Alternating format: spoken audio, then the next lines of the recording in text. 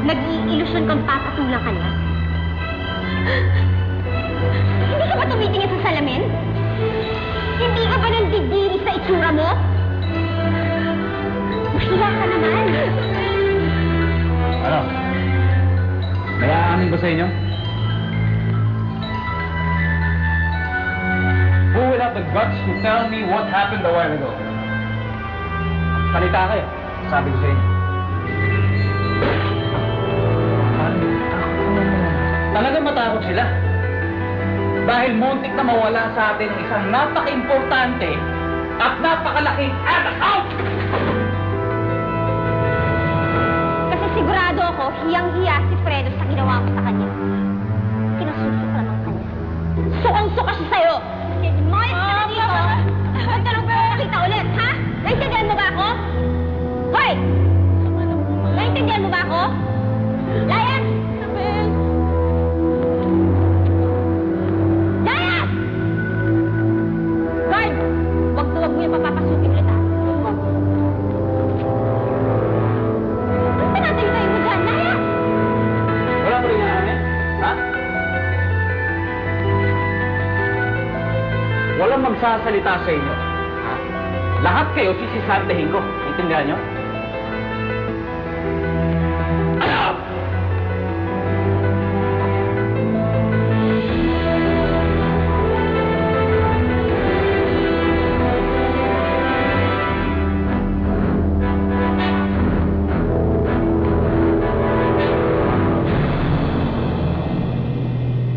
Lahat kayo!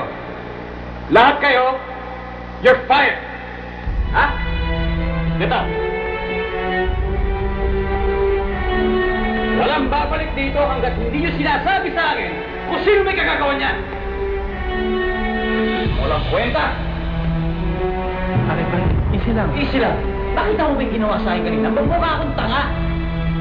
Sino ba kasing gago may gawa nun eh? Ano sa Ricky? Wala ka rin alam! Ha?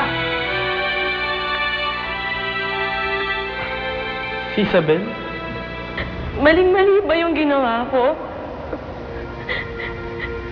Isa akong malaking kahihiyan kay Fredo.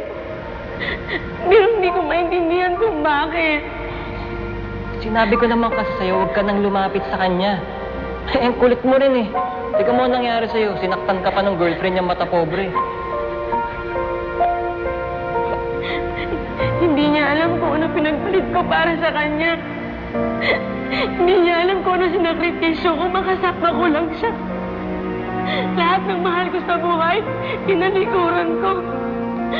Tapos, eto pa mangyayari sa akin. Isabel, hindi ko alam kung saan mo kinukuha yung mga sinasabi mo, pero tandaan mo, hindi mo sila kauri. Isabel, mukha naman walang alam yung tao. Mukhang tatanga-tanga pa. Kawawa naman yung tao. Pahing-paya nga rin kanina.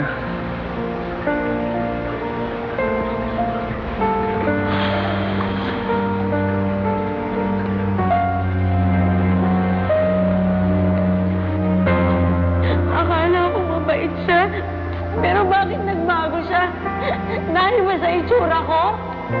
Isabel, ang mga mayayaman, kahit kailan hindi yan yuyuko sa mga katulad nating mahihirap. Eh, kahit naman di sila magsalita, eh, kitang-kita sa kilos nila. Nandidiri sila sa atin. Pero akala ko mabait si Fredo. Hindi siya mapahusga. Dahil siya yung prinsipe ko, alam ko hindi niya ako sasaktan. Eh, yan na nga yung ginawa niya ngayon, di ba? Kung hindi naman dahil sa kanya, hindi ka magkakaganyan ngayon.